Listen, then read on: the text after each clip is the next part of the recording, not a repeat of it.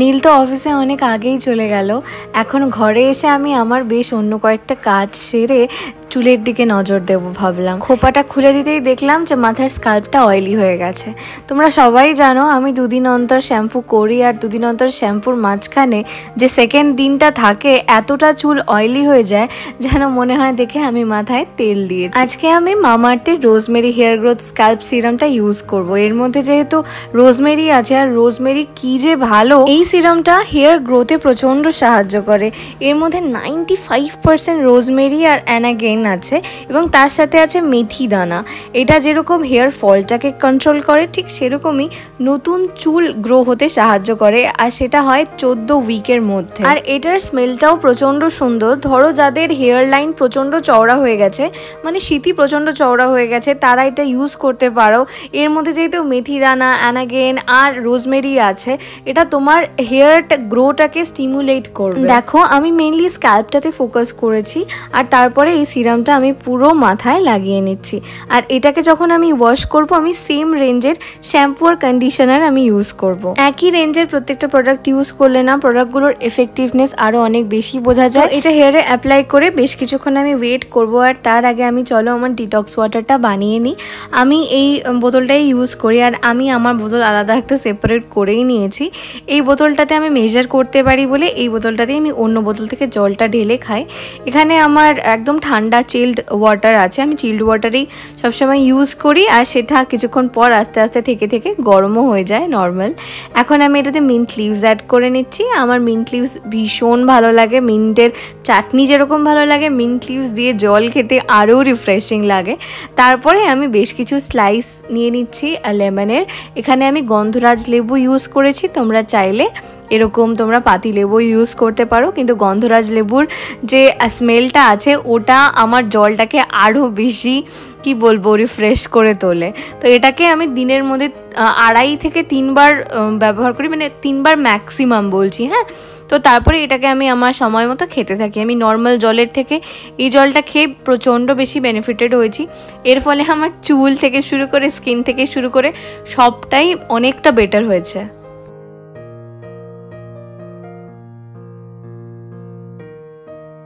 এই অল্প অল্প করে কাজ করতে করতে নীল চলে যাওয়ার পর থেকে আমার বেডটা আর গোছানো হয়নি।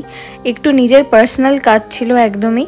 তো এখন আর কি এই গায়ের যে চাদর দুটো দিয়ে আমরা শুই ঘুমাই, তো ওই দুটোকে একটুখানি গুছিয়ে নেব, ভাঁজ করে নেব। এখন এই ওয়েদারটা এত বৃষ্টি বৃষ্টি হয়ে গেছে যে ধরো কোনো জামা কাপড় মেলে দিলাম ব্যালকনিতে, হঠাৎ দেখি ঘুম থেকে উঠে কোন সময় চোখ লেগে গেলে আর কি ওইটা ভিজে বসে আছে। তারপরে কখন রোদ উঠবে, কখন ওটা পুরো সুন্দর শোকাবে, সেই অপেক্ষায় বসে থাকলে তো হয়েই গেল। যদিও আমার বর্ষাকাল প্রচণ্ড পছন্দ। হ্যাঁ, তোমরা এখন এটা বলতেই পারো যে আমি বাড়িতে বসে আছি, তাই বাড়িতে বসে বৃষ্টি দেখতে কার না ভালো লাগে। তবে যারা বাইরে বেরোয়, কাজ করে, তাদের জন্য এই বর্ষাকালটা মাঝে মাঝে প্রচণ্ড ঝক্কির হয়ে যায়। এটা ঠিকই কথা, বাড়িতে বসে শীত, গরম, বর্ষা সব উপভোগ করতেই ভালো লাগে।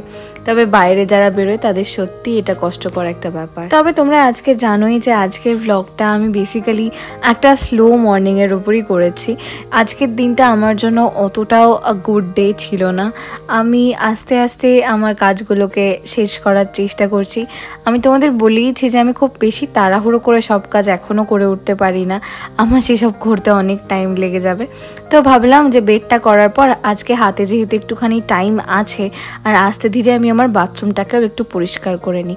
বাথরুম পরিষ্কার মানে কি বলো তো, সাদা সাদা মেঝে, তো একটুখানি নোংরা পায়ে ধরো মানে বাথরুমে ঢুকলাম তো কখনো কখনো কাদা কাদা ভাবটা দেখা যায়।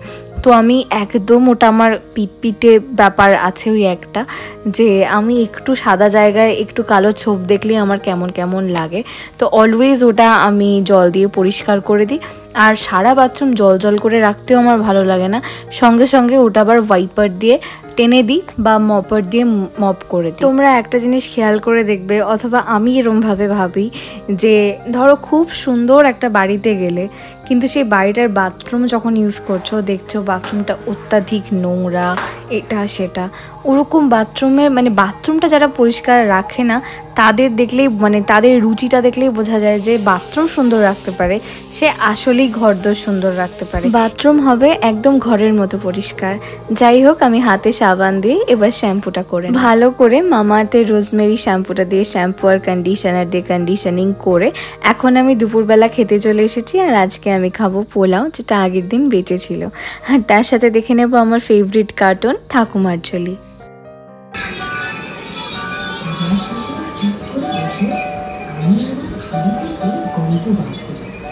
তোমরা তো সবাই জানো যে মামাআর্থের প্রত্যেকটা প্রোডাক্ট হার্মফুল কেমিক্যাল থেকে ফ্রি হয় আর অল ন্যাচারাল। স্ক্রিনে মেনশন করা কুপন কোডটা ইউজ করলে তোমরা মামাআর্থের ওয়েবসাইট আর অ্যাপ থেকে 20% অফ পেয়ে যাবে। তাছাড়া এরপর থেকে অফলাইন তোমরা যেখান থেকেই কিনবে মামাআর্থের প্রোডাক্ট আমায় কমেন্ট করে জানাতে ভুলো না যে কোথায় তোমরা মামাআর্থের অফলাইনে প্রোডাক্ট পেলে। আর হ্যাঁ, মামাআর্থ লিসেন্স টু ইউ, তাই জন্য তাদের প্রোডাক্ট তোমরা ইউজ করতে পারো আর ফিডব্যাক জানাতে ভুলবে না। মামাআর্থ তাদের অনিয়ন শ্যাম্পুর রেঞ্জটাকে চেঞ্জ করেছে আমাদের দেওয়া ফিডব্যাকের জন্য, এবং তারা তাদের প্রোডাক্টকে ভালো করার জন্য অনবরত রিসার্চ আর ইনোভেশন কিন্তু করেই চলেছে। এখন বাইরে যেইটুকুনি রোদ বেরিয়েছে তাতে আমার ভেজা টাওয়েলটা সুন্দর করে শুকিয়ে যাবে।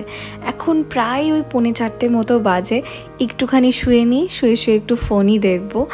আর এই স্নান করে শুলে যতই ঘুম এসে যাক না কেন, একা একা থাকলে আমি জীবনেও ঘুমাতে পারবো না। তোমাদের কাদের সাথে এরকম হয় যে একা একা তোমরা ঘুমাতেই পারো না? অনেকে আবার মানে কেউ থাকলে তাদের ঘুমাতে প্রবলেম হয়, একা ঘর পেলে তারা ভীষণ শান্তিতে থাকে। আবার অনেকে আছে যে দুপুরবেলা একদমই ঘুমায় না। আগে যখন বিয়ের আগে ছিল আর কি, মার সাথে আমি প্রত্যেক দিন দুপুরে ঘুমাতাম যখনই আমি বাড়িতে থাকতাম। বেশিরভাগ টাইমটা তো আমি ইউনিভার্সিটিতে থাকতাম। তো যেদিন আমি ইউনিভার্সিটি যেতাম না সেই সব দিনগুলোতে মার পাশে শুয়ে আমার একটা দুপুরের ঘুম দেওয়া চাই। চুলটা একটু একটু করে শোকাচ্ছে আর চুলটা লিটারালি শাইন করছিল। আমি তোমাদের এখানে কতটা দেখাতে পারছি আমি জানি না, বাট হ্যাঁ, মাথাটা পুরো হালকা লাগছিল। এই হেয়ার গ্রোথ সিরামগুলো আমি ইউজ করি যখন আমি কোনো হেয়ার মাস্ক ইউজ করি না, তখন এগুলো ইউজ করি। এগুলো কী বলো তো, মানে সিরামটা চটজলদি মাথার মধ্যে অবজর্ভ হয়ে যায়। ইতিমধ্যে আমার বাগান দেখিয়ে নিয়ে একটা, আমাদের ব্যালকনিতে একটা ছোট্ট বাগান আছে। এটা আমাদের পার্সোনাল ব্যালকনিটা না, এটা কমন ব্যালকনিটা। প্রচুর রকমের গাছ আছে। এই সমস্ত গাছ দেখাতে দেখো নীলও বাড়ি চলে এসেছে অফিস থেকে। আর আজকে আসার সময় আমার জন্য লক্ষ্মী একটা জিনিস এনেছে, যেটা আমি অনেক দিন আগেই আবদার করেছিলাম ওর কাছ থেকে। ইনস্টাগ্রামের রিল দেখতে দেখছিলাম ওখানে একটা বিয়ারের বটলের মতো বটলে কফি পাওয়া যাচ্ছে। নীলকে দেখাতেই ওটা বললো এটা আমাদের অফিসের সামনে পাওয়া যায়।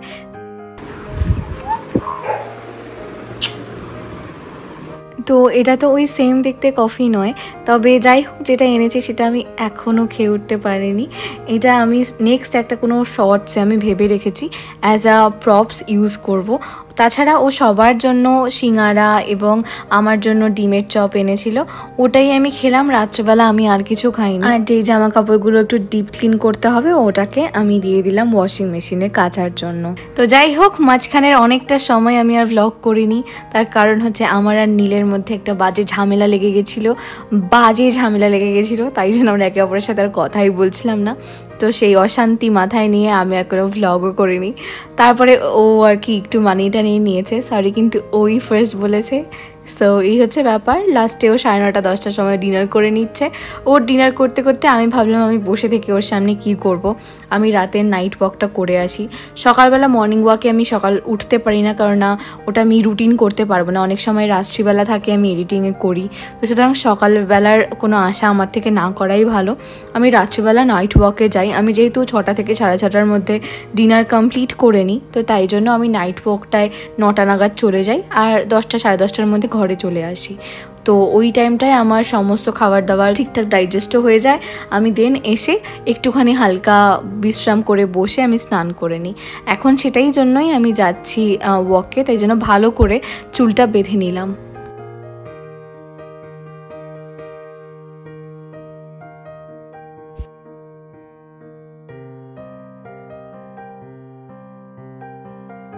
রাত করে বেরোলে মানুষজনও অনেকটা কম থাকে, তো আমি কম লোকের মধ্যে হাঁটাহাঁটি করতে বেশি পছন্দ করি। কেউ আমাকে দেখলে আমার খুব লজ্জা করে।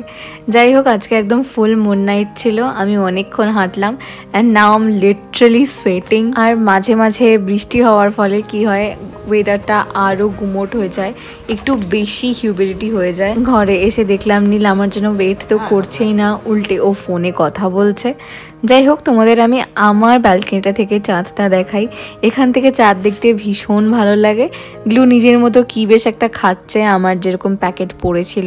তো আমার মুখ ফুক পুরো লাল হয়ে গরম হয়ে গেছে, গরম এত হয়ে গেছে আমার স্কিন পুরো মানে ইচিং হচ্ছে প্রায়। এই হেঁটে আসার পর যত ঘাম হোক, যত টায়ার্ড লাগুক না কেন, আমার ভেতরটা প্রচণ্ড হ্যাপি হ্যাপি ফিল হয়। মনে হয় যেন আমার ভেতর থেকে শুধু হ্যাপি হরমোনস রিলিজ হচ্ছে। এবার এই ড্রেসটাকে চেঞ্জ করে নিলাম, আর এখন আমি যে জলটা বানাচ্ছিলাম সেই সেম জলটাই কিন্তু নেই, আমি দুবার রিফিল করেছি। এই দুবার রিফিল করাতেই সেম পুদিনা আর তোমার লেবুটাই ছিল, ওটাকে আমি এক্সচেঞ্জ করিনি। পার ডে একটা করে করলেই হবে। এই বটলগুলোর কথা অনেকে জিজ্ঞাসা করো, তোমাদের অনেক পছন্দ। এগুলো আমরা শ্যামবাজার থেকে কিনেছি, ব্ল্যাকটা নীলের আর অ্যাকচুয়ালি ব্লুটা ওটা হলো আমার। তো এই দুটো বটল আমার ভীষণ পছন্দ। যাই হোক, ওয়াক করে এসে রেস্টিং পিরিয়ডটা অনেকক্ষণ হয়ে গেছে। আমি এখন হাত পা ধুয়ে স্কিন কেয়ারও করা হয়ে গেছে। আমি তোমাদের সাথে আজকে স্কিন কেয়ারটা শেয়ার করলাম না, কারণ আমি অলরেডি রাতে স্কিন কেয়ারের ভিডিও তোমাদের সাথে শেয়ার করেছি। আজকের ভিডিওটা এখানেই শেষ করছি। তোমরা সবাই ভালো থেকো, সুস্থ থেকো আর আমার চ্যানেলের সাথে থেকো। ওকে, বাই।